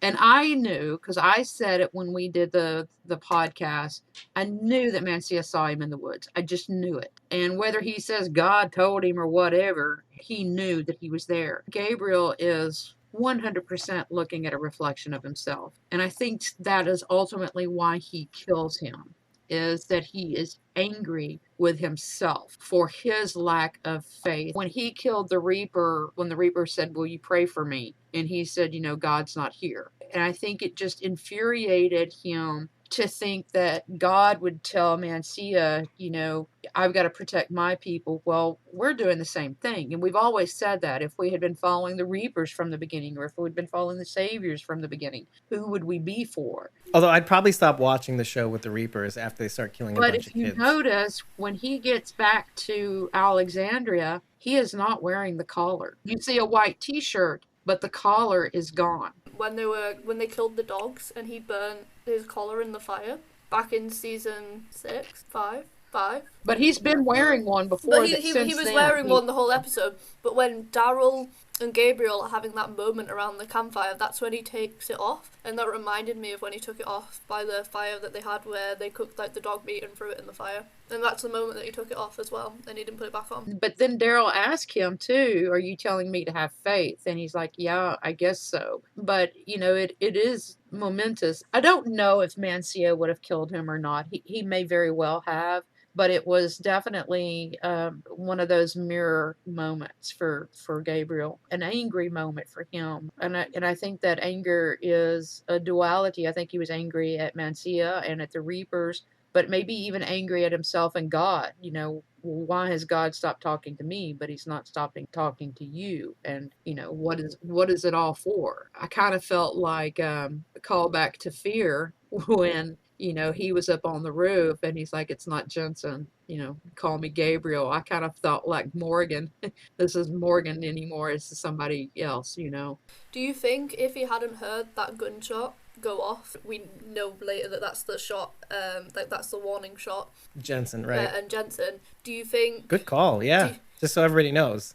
Do you think that Father Gabriel would have stayed with this man and heard him out more, or do you think he still would have made the exact same decision and stabbed him? I think he would have made the same decision because it is that gunshot that kind of makes him look over and then stab him. So yeah, I think just like Eliza, he would have made the same decision, but would he have made it that quickly? That and had he not made it that quickly, had Jensen not fired the warning shot just when he was having that conversation, could have turned out differently. Right. For everybody, right? I mean, it just makes you think. Is the shot God talking to Gabriel? No, it's Jensen at firing that specific moment. Shot. Listen, I'm not a religious person. I'm just trying to spook you out, like spooky beta shit that I was seeing this entire scene. Wait, aren't you Jewish? Like, you just said I'm not. I believe in spooky beta shit. Gabriel in the Bible is God's messenger, and so right, you know, Ooh. So that's the message. He's supposed to be the one getting the, you know, putting the message out. So Gabriel is the messenger of God. He's the one who blows the trumpets. He's the one who opens the bowls. You know, I do think he probably would have done what he did. I think it was just that kind of pushed him faster towards it. I agree. But does anybody disagree though? If Gabriel had accepted Mancia's offer and stayed there, do you think Mancia would have killed him? I do. Because their thing was nobody's getting out of here I'm alive. not sure. I don't think he was like 100% like Pope is God. I think he thought, right, like, this is like, you know, I have Whom my said I that? have my Mencia? yeah, I have my own Yeah. faith. Okay. I have my own faith, and God speaks to me directly. I'm not just going to blindly follow whatever Pope, Leah, whoever is currently in charge of the Reapers' orders. I'm not just going to blindly kill a man, especially another man of God. And it's pretty clear that Pope does take some lead from Mancia also. Yeah. From when he was giving bereavement to Turner. Thank you. Mencia says something that reminded me of a conversation we had, Eliza, me, and Rachel, actually, about doubt. And I thought that was very interesting because I don't think in the episode that we were discussing, I don't remember which one it was, but we were discussing spirituality and doubt when it came to, maybe it was that scene with Gabriel, but as it pertains to faith. You were talking about how there is no faith without doubt. And it wasn't mentioned anywhere, wasn't mentioned on the show. We were just talking about faith and that it requires doubt. Mencia says it literally what you said. It made me think of you immediately, Eliza. And then Rachel chiming in saying, you know, I'm actually pretty religious. I'm like, what? Yeah. I didn't know that, what? And then like having this interesting conversation about faith and what it requires. And blind faith is almost blasphemy. And, you know, there should be some doubt introduced into faith so that we can question it and then resolve it, et cetera, et cetera. Well, you know, one time I went up to my pastor and I said, you know, I worry about my salvation, if I'm saved and you know, and if I'll go to heaven. And, you know, he's like, well, you know, have you done X, Y, and Z? And yes. And he said, well, that doubt shows that there's conviction. And where there's conviction, then you have choices. If you have no conviction, then, you know, you'll do whatever. But if there's doubt of, you know, is this right? Is this wrong? Then there's faith. You think about Thomas in the Bible. It literally took, you know, Jesus before him saying, put your hand here. Was that, like you said, was that shot? Was that God saying, put your hand here? I'm talking, you know. Right. Because we don't expect God to be the burning bush like Moses ran into, you know, Or literally speaking to you. Sometimes it's the still quiet sound that you have to really listen to. Or opportunity or moments where you see an opening and you choose not to take it or you choose to take it. That's God saying, hey, come here. It's okay. Right. But I wanted to cover a little bit because you literally have to watch this scene so many times to maybe realize that everything that happens is poetry in this scene. Mencia putting the knife away, putting his hand on his own hand to say it's harder to make peace. Yeah. Almost as if to say, and again, spooky beta shit. You are exactly where you need to be. I am doing this because God. I'm gonna throw this out there. You tell me if you think otherwise, because I love to hear whatever you guys interpreted from the scene. Almost as if to say, you know what you have to do. God told me that you have to kill me, essentially. Essentially. I Right? hadn't thought of it like that, but now that you're saying it, like, I don't disagree. Like, I think that is definitely... He wasn't going to fight him back. He was not going to fight back, Yeah. you know. Yeah, I know what you need to do in this moment. I'm helping you do it. Was he the sacrificial lamb? The scapegoat. That's right. But That's and right. the last thing I'll have to say about Gabriel was I just busted out laughing at the very last scene. The one that Angela Kang mentions, or Yeah, probably when you know Jerry's like, "Hey, you guys, something's coming," and he just kind of goes, "Oh." You know, it's kind of like, for fuck's sake, really? You know, we just we got were all- back. One but day. especially him. One more, Aaron. One more. I kind of want to go in the round. I want to see what you guys think of that scene that you may have seen otherwise or may have interpreted otherwise, because it's rife with interpretation, just kind of like the Bible. Gross. I mean, it's a lot. It's a lot. I'm not saying the Bible's gross. I'm saying it's a lot. That it's gross that there's a lot. It's gross. Yeah. It's like I almost hate doing this podcast because of the Bible. Well, but you know, Dave, you know, you Dave are steeped in Old Testament. Yeah. And you know, with my faith, mine is a combination of the two. But it was not uncommon, even in the Old Testament, for there to be war. God was a loud God in the Old Testament. He got his point across, whether it was bringing down fire from the sky or a burning bush, but you know, I think it is in the small things too. And I think faith overall in the whole show It's faith in self, it's faith in God, it's faith in your person to your left and the person to your right. And this whole thing is nothing but a doubt of faith through, and where does your faith lie? Yeah, and where do you get the feedback and the validation and the, where's the haptic feedback to all the things that we're doing to know that what we're doing is right? Daryl asks that, the fire. Yeah. That's the key thing is like, I kind of knew what I was supposed to do. And I felt like, in a way, man, he's taking on that Rick role where it's like, what would Rick do? What would Rick Grimes do? And Leah being so key to that thought in that he was always sneaking out to try to find Rick because the last thing Rick wanted to do was keep people together, keep Carl's vision alive. And he's been holding on to that. And then Leah being right there in front of him saying, we can't keep killing each other. Right. I mean, he survived all out war. So he knows the consequences of his actions. I don't know. This is all the stuff that keeps going on in my mind. Like, and both Daryl and Gabriel are entitled to a crisis of faith. Daryl saying, probably thinking, was Maggie right with what she was? It doesn't feel right, probably. But if they were determined to kill them, no matter what, he saw what Leah was about to do with the sniper, with Jensen. So I kind of wonder. I mean, even myself, I'm a doubting Thomas. I feel what Maggie did was wrong, but kind of what Gabriel says to Daryl is it all depends on who's making the choice. They purposefully keep us on this fascinating ethical line where it's like, well, you could say this, but what about that? What about that? You can't ignore that. You can't ignore that she wanted to kill him 3 times. Right. And we saw that with Negan and Maggie in their conversation that they had at the campfire was when he pointed out to her, you went into the satellite, you killed my people while they were sleeping. So, he's exactly right. It depends on who's making the choice, who's right in what their decision is. If it's right for their people, then it's the right decision. But doesn't that unsettle you all a little bit? Because something Negan also said, and something I believe that is inherent with everybody, is that we're all the hero of our own story. So it should be unsettling to you to hear that from Gabriel. It's like, well, if we're all the hero in our own story, then we're all right. And then we're all wrong also. So we're all capable of this really weird... I mean, look at Maggie. Oh, we're doing this to get the food. Really? Is it all about the food? Because it didn't become that by the end of this. Yeah.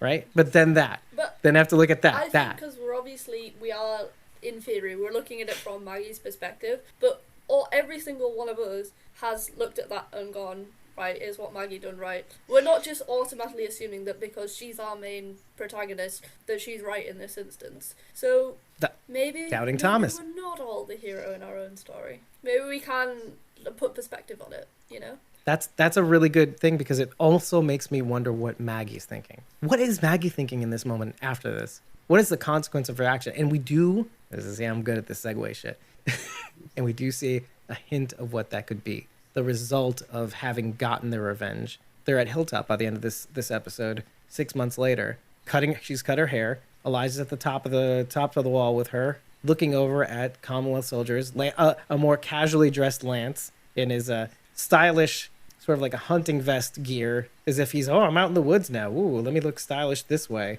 And with his back turned to everybody too, and says, Daryl, be the dog that you are, and come up to the gate. And then basically giving them what seems to be a shakedown. Why? It seems like they're not complying with wanting to become a Commonwealth outpost. What is your take on what is going on that scene, keeping in mind the decision she made in this episode to kill everybody? Leah gets away.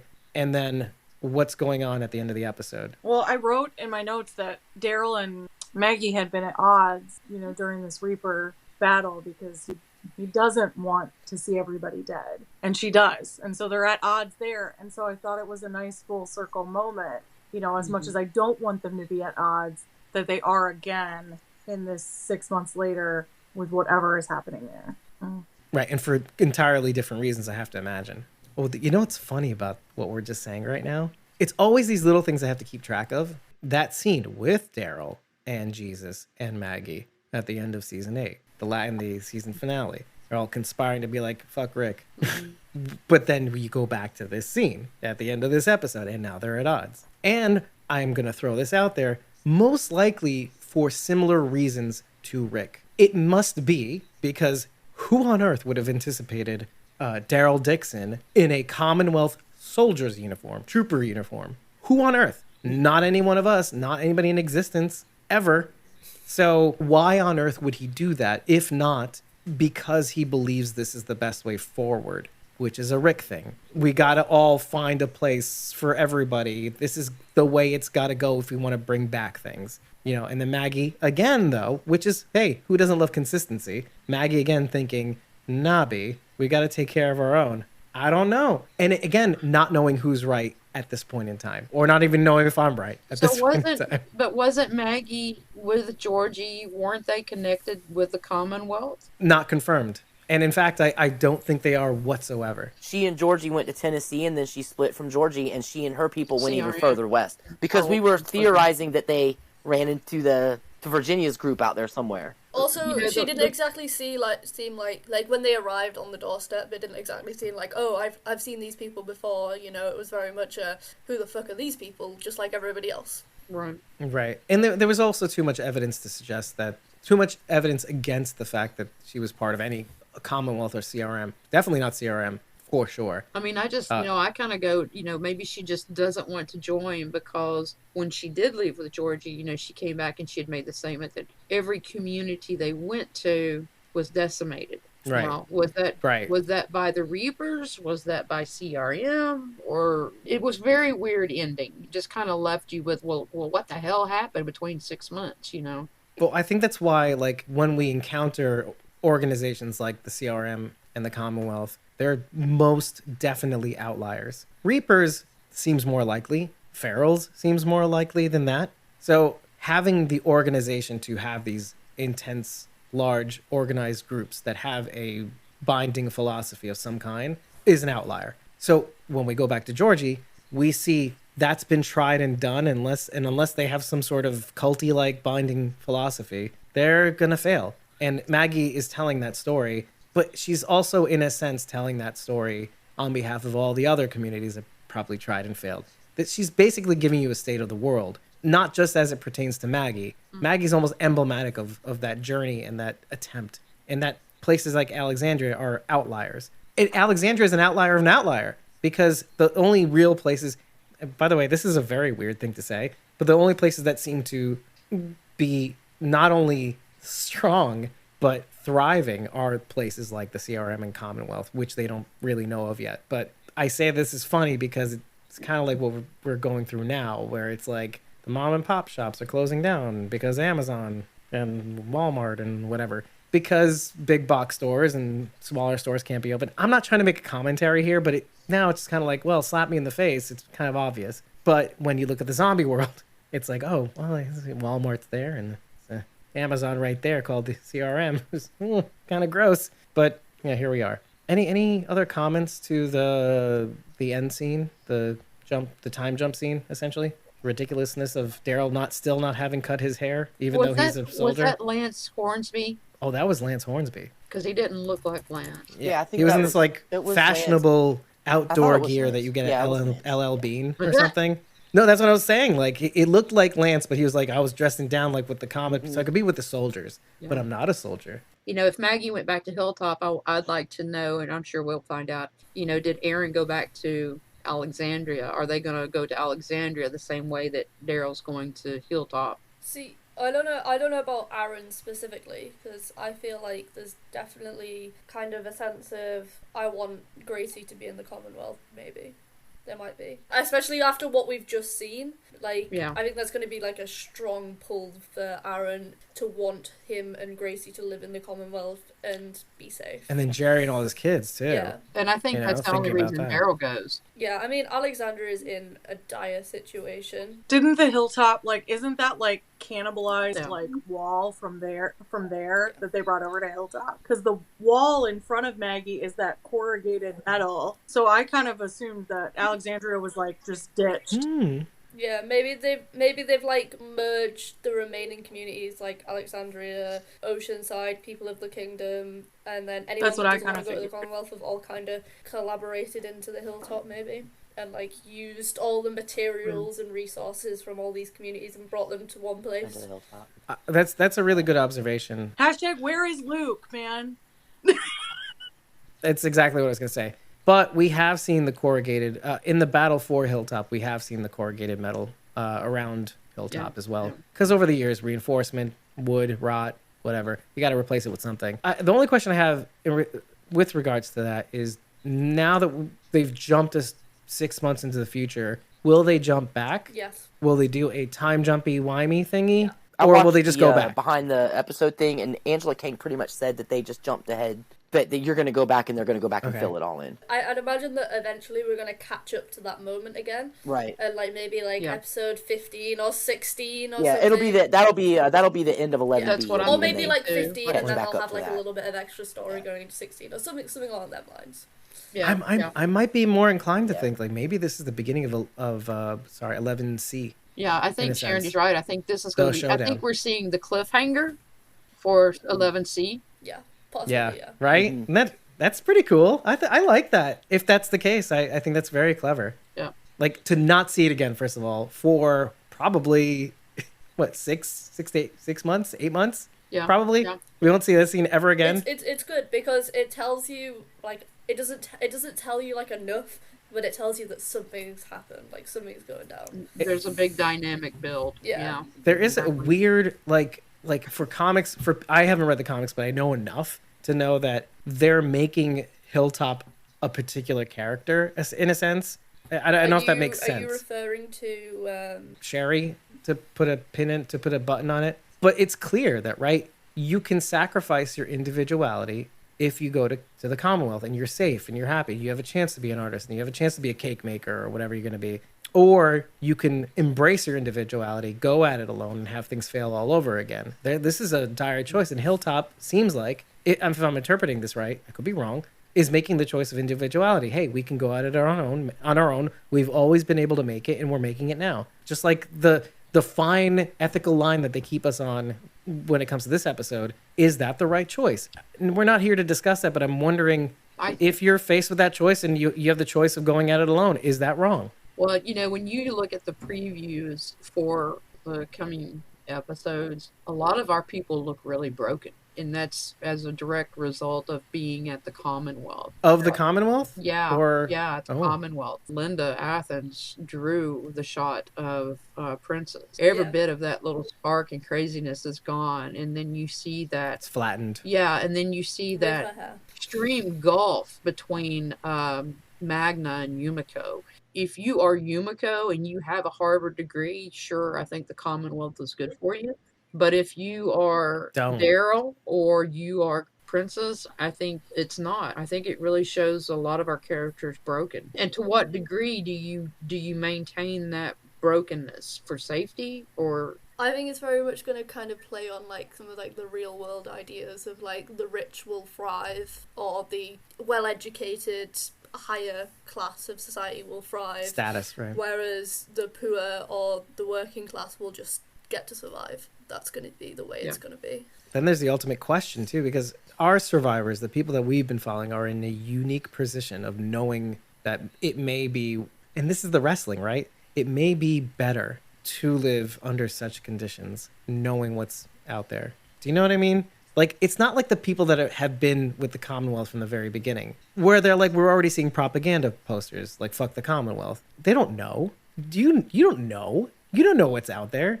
But our people do. And there's a brokenness of several varieties that are at play here. But there's something to remember. Daryl saw everything in the tunnel. And all of that stuff and the writings and the drawings on the wall. And yet, what is his choice, right? He chooses to side with the elite or the kings. I think he does that strictly because Judith, of the kids. He's the closest thing Judith has to a father right now. Rick's gone, Michonne's gone. I mean, he's really the closest thing Judith has to a guardian. Right. Because we know we don't want to give her to Carol. One thing I would like to note though is that like even though we don't see like the politics of Alexandria, there is obviously going to be a level of politics there. There's going to be a level of, well, you have to do this guard duty because we need guard duties covered at all time. You have to make the bread. You have to do this. And everyone does get set jobs, but because it's so small and like localized, there's no one like, just in charge of retail work or just in charge of this or that. and it's obviously allocated in a different way. But do you not think if Alexandria was on like a larger scale where people couldn't actually like directly see the effects of their jobs and how it's helping the survival, that it could become like not similar to the Commonwealth in some but like similar in some respects, where you're forced to do your job. You have this job, you're forced to do it. That's the way it's got to be. They're just allocated in a different manner. Well, there's something to be said about harmony, though, when people feel like they're doing something and they're good at it, and then they just keep doing it because like they're good at it or whatever. People kind of have... And feeling that result. People can feel the result, and obviously you're not going to be shoehorned into a job based on your past choice, which is like a big factor. But in a way, right, like they do have a similar system. Just the actual allocation of the job and the actual satisfaction and fulfillment might be different. Right, the incentive mechanism is still present at Alexandria, or Hilltop, to the example. You can't directly see your impact on the bigger picture when you're in the Commonwealth, perhaps. Right, and especially if you're not our survivors, which is it's kind of my point. It's like, oh, tell me what to do. I'll do it, please. Right. I don't want. It's too much. Yeah, I don't want to live. I don't want to live out there, so I'll do anything to be here. Yeah, and I hope we get to see that feeling of like I don't care. Okay, what you want me to clean up? I'll clean up all the poop. Give me ice cream. If I get to live here, like Daryl, I'm gonna dress up like in this guard uniform. I'm gonna, protect the Commonwealth. And now Judith and RJ are gonna get to live a proper childhood in safety. And if we know Daryl like we know Daryl, it's more that he's doing this for everybody. Mm-hmm. He doesn't think of his dumb self. Yeah. I get so mad when I think about this subject. And then other people, like maybe Rosita and Gabriel, they'll come to Commonwealth and think, yeah, you know what, I'll do whatever job I get assigned because I get to be safe and my daughter gets to be safe. Right, and that's a good juxtaposition to have because of what happens in this episode. Maggie and Gabriel deciding that, peace is too hard. We are too far gone. Rick, Herschel, Governor. Yeah, Carl. Yeah, to Negan. Yeah, good. Dale. Sad.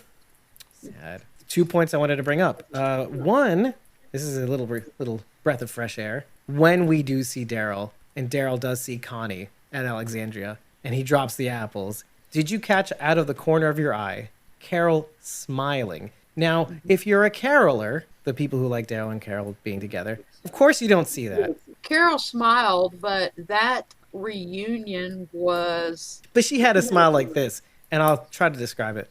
She was like, oh, I see you. Oh, that I'm so happy for you. But it's over. But they didn't. CARYL is over. They did not hug and reconnect the way he and Carol do all the time. But that's a friendship thing, There's definitely that friendship. I mean, she pushed him like she would a brother. Connie and Daryl are just still in like the texting stage, just getting to know each other. That's exactly what I was thinking. It's exactly what I was thinking. They're still in the courtship. Where are boundaries? I don't know. Yeah. Am I wrong? They're still passing notes. Right. You're like in that awkward. Hey, do we hug here? I don't know. But it was exceptional to see their he was definitely happy to see her. He dropped his basket for her. He dropped his basket for her. It was the best moment in the episode. I felt really sad for Lydia. She was very heartbroken to know that Negan was gone. I agree. Yeah, that was a very interesting face that she made when she heard that. Yeah. Especially after reckoning with Aaron too. Carol seemed a little surprised as well. Jasmine, we were going to say something about Carol and Daryl being the best moment in the episode. No, I was just saying the Connie Daryl moment was the best moment in the episode for me. Sorry, that's what I meant. Yeah. Why? Because it was adorable. I actually cried. I cried at their reunion. Really? Yeah. See, I'm glad I asked why. Okay. And I don't get emotional often. I kind of agree with Jazzy that it was a great moment. And one of the other reasons I thought Carol was smiling was I think she then knew I'm good with Daryl. Because I think there was still a little bit of that, well, I don't want to say friction, but there was always that between them. Perfect word. That Carol trapped Connie in the cave and Connie was probably dead because of Carol. So I think, you see that also relief on her face of, okay, good. He knows she's alive. All is well in the world of Carol and Daryl again. And then I think maybe not. Like, is that enough, right? Right? When you think about it, like, a step in the right direction. it helps. Yeah. Right, it Yeah, helps, yeah, but does yeah. that change things? I think it wasn't enough that Carol was responsible or her actions were responsible. You know, talk about Elijah, right? That her actions were responsible for Connie being trapped under all that rubble. But the fact that in that episode, in one of the bonus episodes, in Find Me, that she was trying to pretend like everything was okay when it's not okay. And Daryl even trying to humor her for as long as he could until, just like me in the story I said earlier, you kind of blow up. You know, it's like, oh, you can only say, okay, okay, okay. Enough with your bullshit. And then you go, what the fuck do you want? What? Nothing's normal. That's okay. But stop it. I think you're right in that it helps, but seeing Daryl in that uniform makes me think that he's moving beyond. I don't know about moving beyond their friendship, but I don't know. Some wounds can't heal. I think ultimately they will always love each other. Why else would you Platonically. care that much? Well, something will bring them Either back. or, Something, whatever. If AMC is not lying to us and Gimple is not lying to us, and they're going to pull something on us at the end, then they will reconnect and go off somehow together. I'm starting to think that maybe the Carol and Daryl spinoff is all about them finding a way to reconnect. One of them being somewhere else, the other one being somewhere entirely. One of them hears news of the other in trouble or involved in something, Right. or something like that. And then the show is all about them trying to find each other, or one of them trying to find the other, something like that. We all assume that it's, oh, I'm going to be in the back of Daryl's motorcycle. Like, come on. That's what everybody wants to think. But we don't know what's going to happen. We know this show. It subverts expectations. You know, it's not going to be black and white. It's not going to be what you think it's going to be. It's going to be Walker Daryl being led by a very alive Michonne. Michonne. Maybe. I don't know. Maybe that's it. Maybe that's it all along. Michonne has Walker Carol and Walker Daryl, armless and limbless and mouthless, forever. Anyway. Lord. There is one more thing we needed to bring up, and that is the blackboards that were in the fight scene between Daryl and that Reaper, Austin. There isn't too many crazy things, obviously. I will mention the dumb things and glide past them, but blackboard number 1 is the first thing we see is what letters spell your name, and it has the ABCs and all that stuff. One of the words that's there is what letters spell your name. How old are you at the bottom? The only thing that I saw of note was on the left, spelled vertically, was Bibel, which I thought was interesting. It's like a Germanic spelling of the word Bible.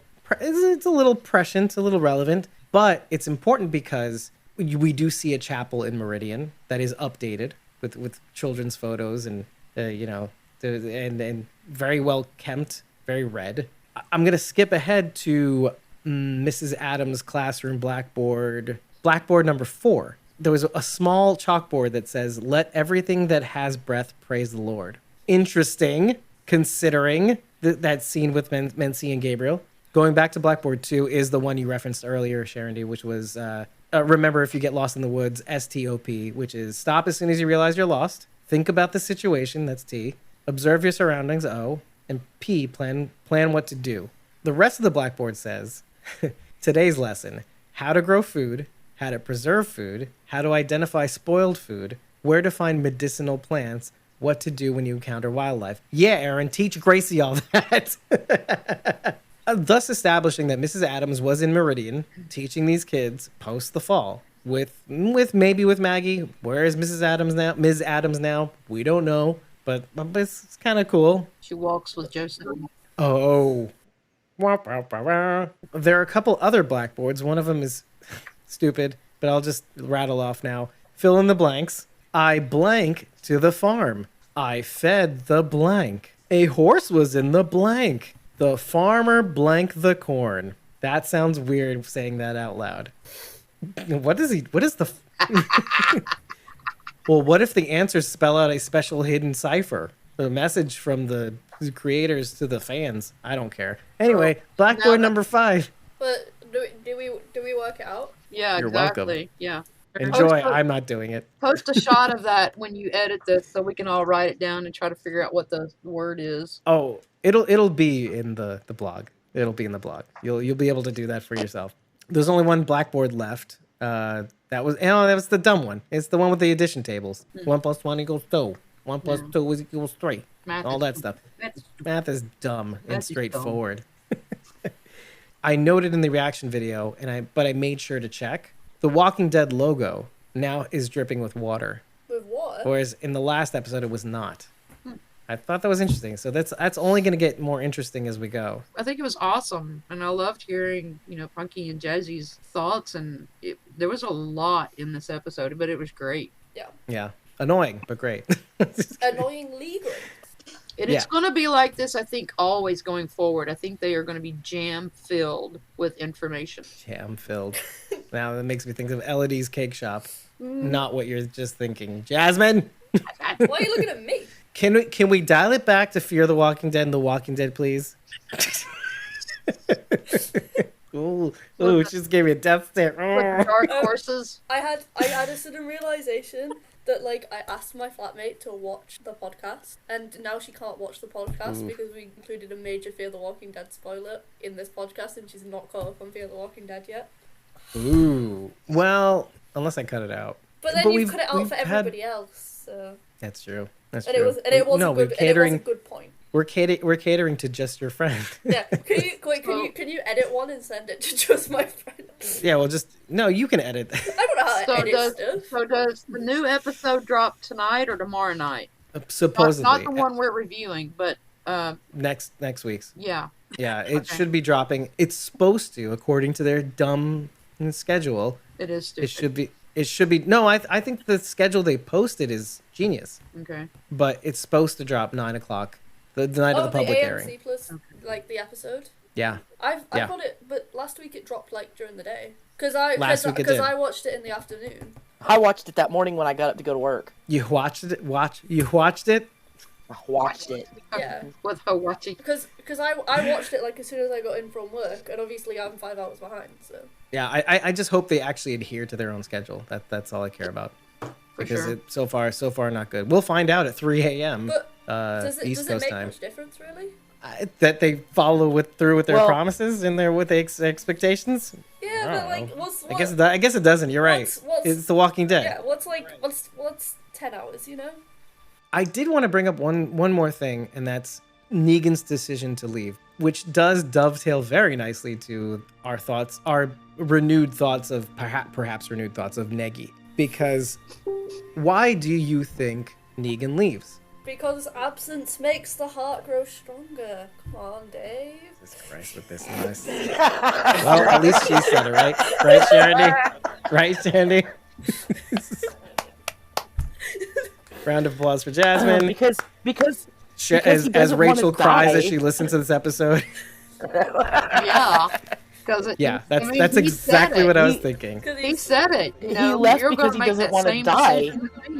Yeah, he literally just watched Maggie go crazy on the Reapers. I don't blame him. I mean, he said it. You're going to make that same decision with me, and I'm not going to give you the opportunity. It is something that we've talked about just in this episode about equity, about trust and equity, right? Have you built up enough trust? I do think if Negan actually does die in the series, I think he will do so in some relationship to Maggie, whether it's saving Maggie or saving Herschel, if he does die. I'm hoping he doesn't. I'm hoping he gets his own little show of, how he became a savior and yada, yada, yada. Yeah, but if he dies, he can still have that spin-off at this stage. Yeah. True.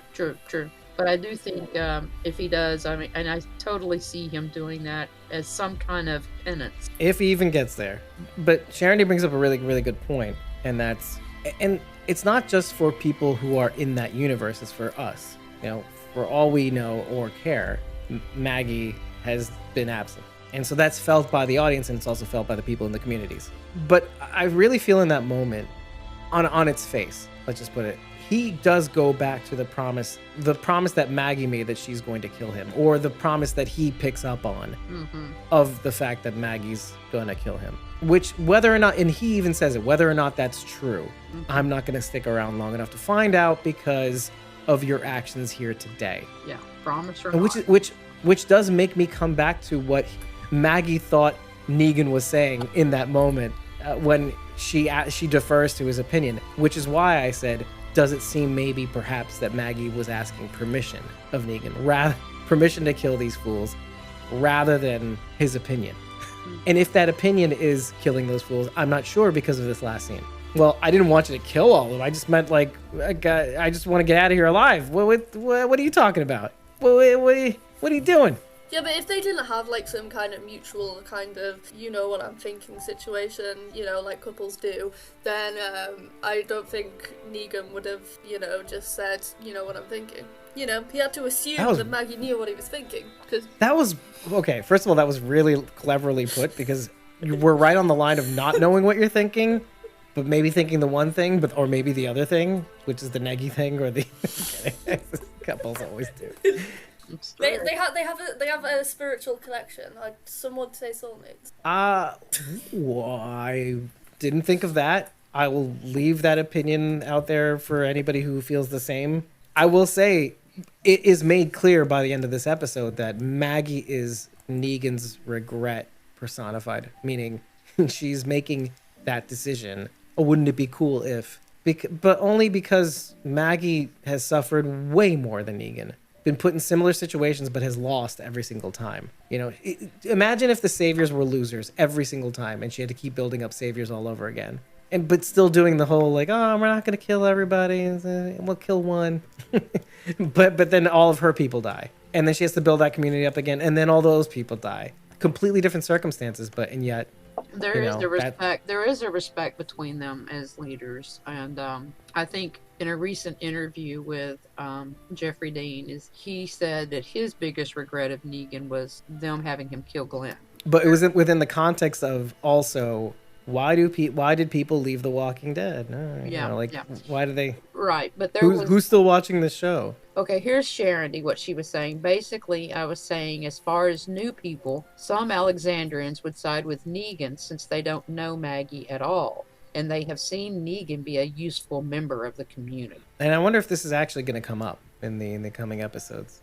I don't think so, to be honest. There may be moments, but then again, Negan is off. This is kind of what I want to get to. Negan decides that, you know, I can't trust you enough. You've lost the equity of me trusting you to not kill me. Because if this is what you're capable of, making a promise to these Reapers and going back on it because you have a prior engagement or a prior promise, well, what if you wanted to enact the prior promise that you had for me? Right. So it's funny how his decision isn't to thwack her with that pipe, which is what Maggie at least thought was going to happen. I think she thought it, yeah. You know, when you look at that scene in retrospective, it's like he was never going to do that. He was just going to say goodbye, which is an honorable move. Like, I'm not going to give you the chance, and I know the tension between us is something, but I'm not going to push my luck here. Because you remember, like, at the end of Here's Negan, that weird smile, right? That weird smile. Like, oh, I'm going to be here in spite of you. I've earned my place here. Charity says, Charity says, I never thought he was going to hit her. He might hit it. You mean thwack it with some pipe? Whack it with some Bridget pipe? is not approving of this. And with that, everybody, thanks for joining us on another long episode of Squawking Dead. If you like what you heard, head over to ratethispodcast.com/Squawking Dead. 5 stars in maybe 5 pipes and an eggplant. Is all we need to know that you love us. But if you want to write more to tell us what we got right, what we got wrong, let us know after every episode, because it really, really does help, and it helps us figure out what we should be doing, what we shouldn't be doing, and we'll probably not listen to you anyway. But hey, if you really love us and you want to follow this journey, be a part of the family, because it's really not about money. We're not really making any. Head on over to ko-fi.com/squawkingdead and just follow us. You don't have to buy us a coffee or join a membership tier. Just follow us. You'll know when we record. You'll know when unedited episode recordings drop. And if and when you decide to act, you can pounce on it by tipping us and getting 30 days of access to Sporterback content, or you can join a membership tier for as little as $1, and that includes access to our Discord. $1. There's a signal. It's $1. It's a watch a bottle rocket. That's all it is. Although that was quite the explosion. No, that was the $40 bottle rocket. That's the $40 tier, which is I haven't made up yet. But if it's called the watch a tier, so you get to blow up the podcast. Oh, yeah. Well, if you join the watch a tier for a year, you can do whatever you want with it. What is the math on that? It's actually not as much money as I thought it was. If you commit to buying the Watcher tier for 10 years. For 10, yeah, then you could really sell it to Disney. Yeah. And they'll say, fuck you. Are you not ashamed? Are you not ashamed? Anyway, I've been your host, David Cameo. I was joined by, briefly, well, for the most part, Charity, aka Blazy Gardner, and Survivors tier members, Eliza Jones, Bridget, and Jasmine. Thank you very much for being here, hosts and listeners alike, and we will hopefully see you in the next one. Take care, everybody. We'll see you soon. Bye. Bye. Say goodbye, Bridget. Bye. Hi, Bridget. Ooh. Ooh, Jasmine. Oh, knives out. It's not gonna be me, Jasmine. It's not gonna be me.